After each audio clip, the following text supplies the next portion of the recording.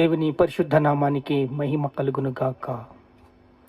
యేసయ్య పరిశుద్ధుడు, పరిశుద్ధుడు, పరిశుద్ధుడు. మనల్ని కూడా పరిశుద్ధులుగా ఉండాలని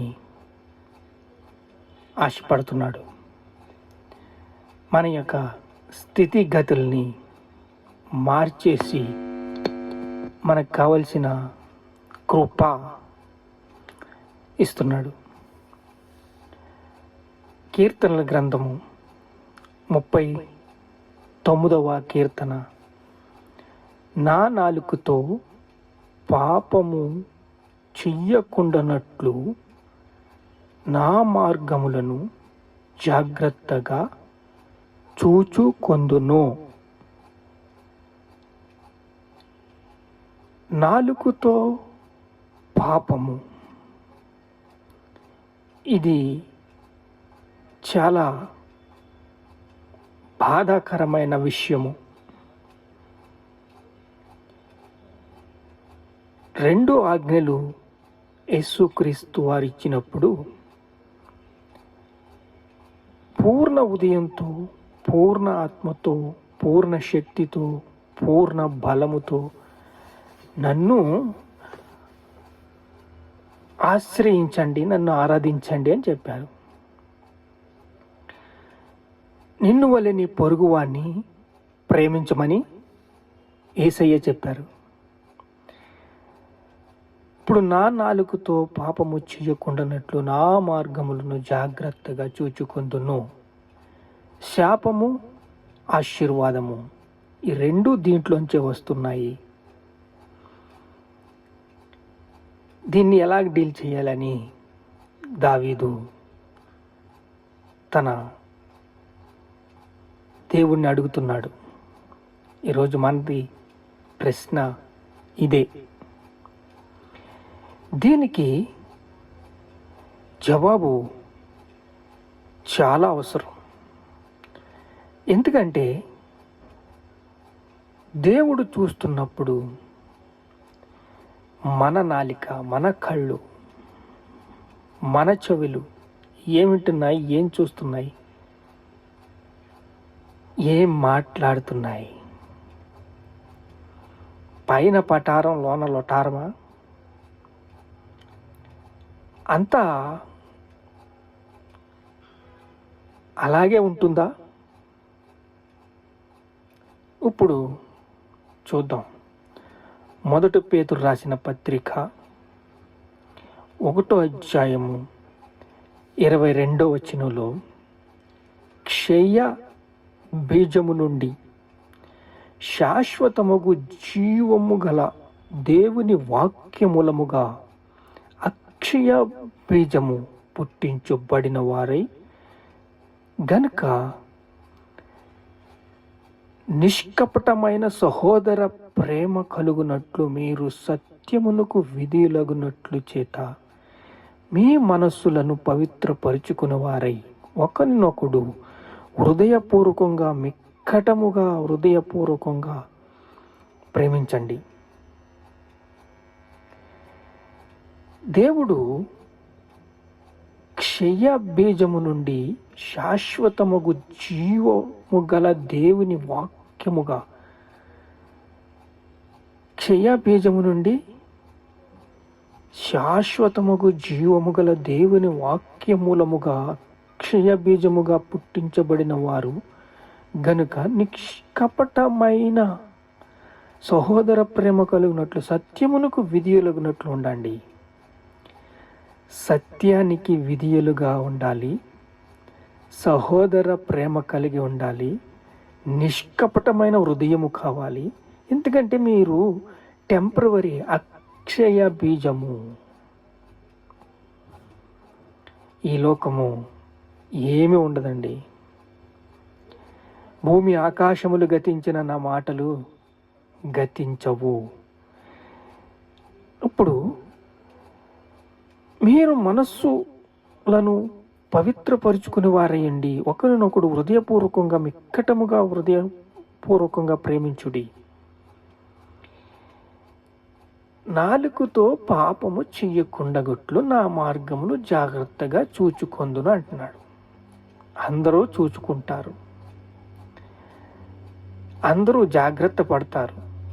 ఎందుకంటే మీడియా ముందుకు వచ్చినప్పుడు ఎమ్మెల్యేలు, ఎంపీలు, సీఎంలు, పిఎంలు వీళ్ళందరూ చూసుకుంటారు, చాలా కంట్రోల్గా ఉంటారు. కానీ దేవుడు చూస్తున్నాడని మనము ఉండాలంటే ఇదిగో క్షయమగు బీజము నుండి, క్షయం అనే బీజం అంటే ఏంటి? వాక్యము, జీవము గల వాక్యము.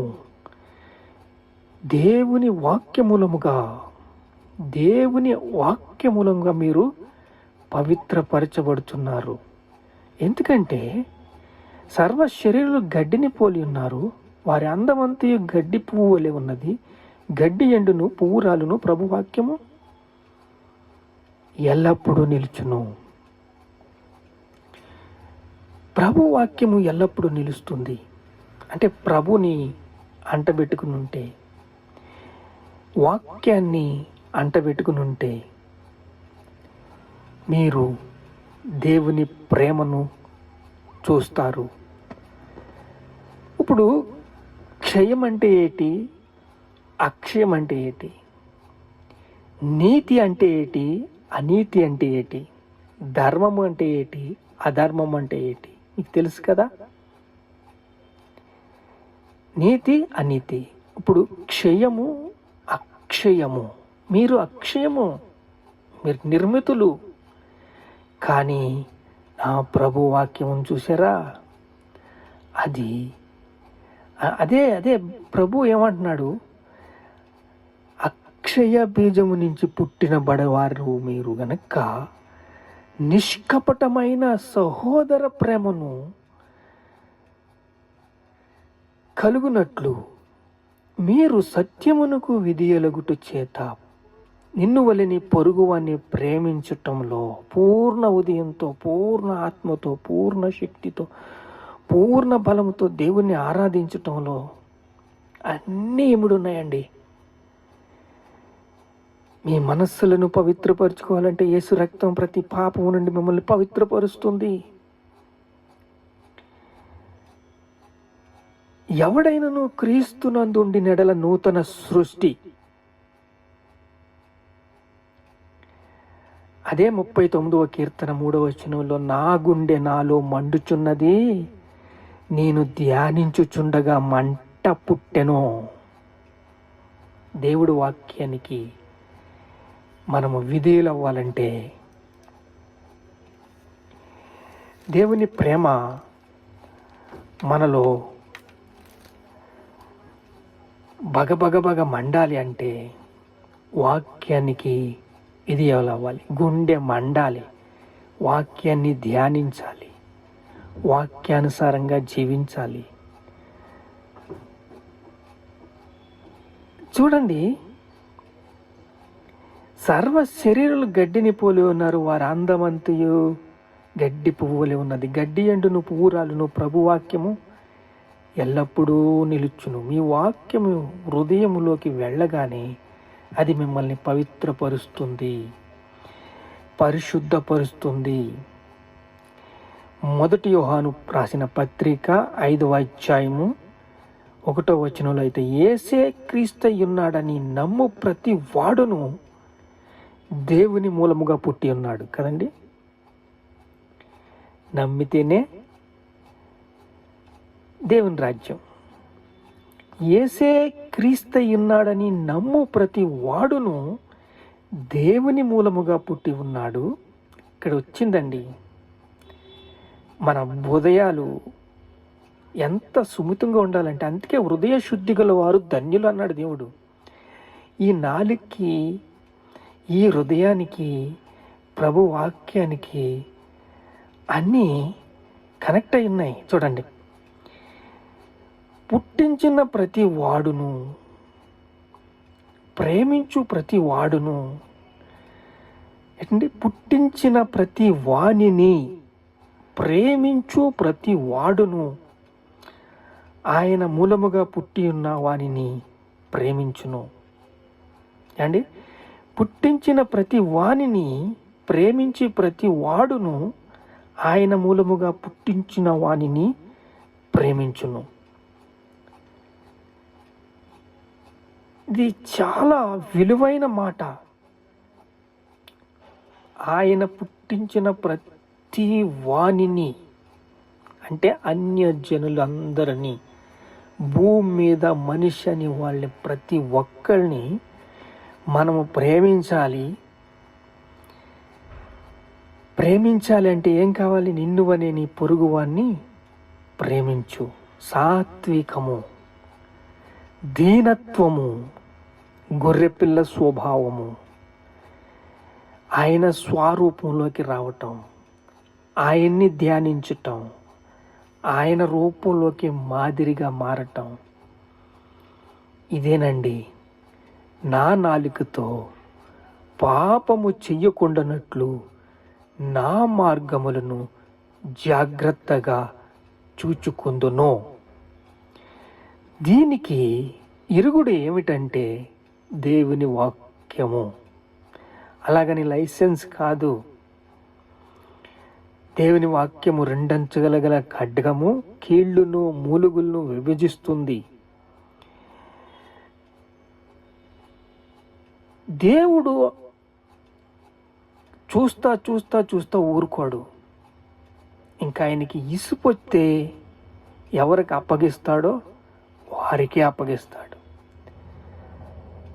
కొరింథీయులకు రాసిన పత్రికలో ఉంటుంది, సాతానికి వీరిని అప్పగించండి.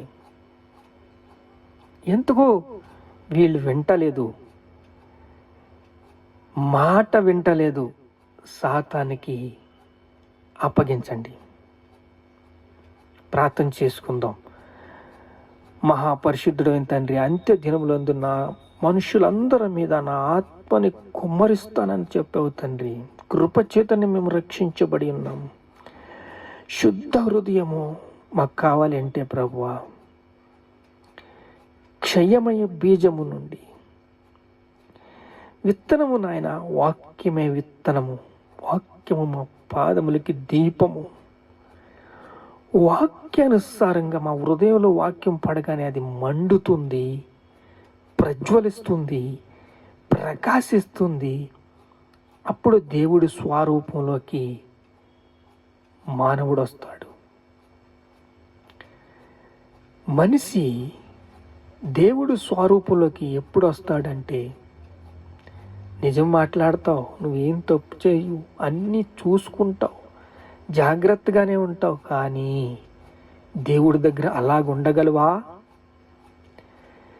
దేవుడి దగ్గర ముఖాముఖిగా అలా ఉండాలి అంటే మోషే నా ఇల్లంతట్లో నమ్మకమైన వాడు. మోషే కన్నా గొప్పవాడు యేసుక్రీస్తు. యేసుక్రీస్తు అంటే వాక్యము. ఆ వాక్యం మన హృదయంలో పరిశుద్ధాత్మతో పెనవేసుకుని ఉన్నప్పుడు, ప్రభువా